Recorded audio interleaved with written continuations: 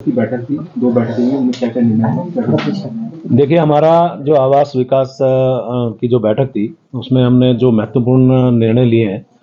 उसमें सबसे बड़ा महत्वपूर्ण विषय ये है कि जो हमारे प्रधानमंत्री आवास योजना की जो विकासक बहुत पहले से, जो मैंने पिछली बार ही बताया था, उन्होंने अपना काम शुरू किया था,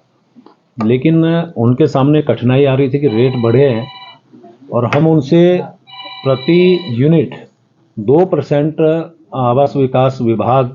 उनसे लेता था, ताकि हम अपने प्रशासनिक कार्य के लिए उनसे जो हमारा पहले से तय था वो ले रहे थे। हमने उनको 4,000 रुपये की छूट दी, यानी 6 लाख पे हम पहले 12,000 लेते थे, अब हम उनसे 8,000 रुपये लेंगे, ताकि उनको एक छोटी सी राहत हमारी तरफ से मिले। और लोगों को, जो विकासक हैं बेचारे, वो मैं उनका धन्यवाद कर रहा हूँ, कम से कम पुराने रेट पे आज की तारीख में काम कर रहे हैं। एक विषय यह है। दूसरा ये है कि जो हमारे प्रधानमंत्री आवास योजना के लाभार्थी हैं, उनको जो आवंटन की, जो वैसे तो हमने बहुत आवंटन किए हैं, आपके सामने ही कई बार कार्यक्रम हुए हैं, लेकिन और हम उसमें तेज़ी लाएं, इसके लिए मैंने निर्देश दिए हैं,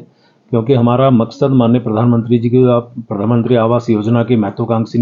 परियोजना है, उसमें हम और तेज़ी से जनता को उसका लाभ दे सकें। तीसरा विषय रखा है कि जो आवास विकास परिषद है, जो हमारे यहाँ रिक्त संपत्तियाँ हैं, तो हमारा उत्तर प्रदेश आवास विकास से जो कॉरेस्पॉन्डेंस चल रहा था, अब हमने उनको 1 माह का समय दिया कि उसमें 1 माह में वो अपना जवाब दें, नहीं तो हम लोग जो निर्णय ले रहे हैं तो उसमें सीधा सीधा फिर हम लोग आगे बढ़ेंगे, क्योंकि हमारे सामने 2 बार 3 बार उनको पत्राचार किया, कोई जवाब नहीं आया। तो आज उनको हमने 1 माह का समय दिया है, ताकि अपने जो भी उस विषय में वो अपना सबमिशन देना चाहें तो 1 महीने के अंदर दें, ताकि हम उसको आगे बढ़ें। हमारे यहाँ जो आवंटन समिति है, उसको भी हमने पुनर्गठित किया है, ताकि उसमें और सरलीकरण हमारे यहाँ आ सके। एक बड़ा विषय और आया है हमारे यहाँ, जो हमारे आवास विकास परिषद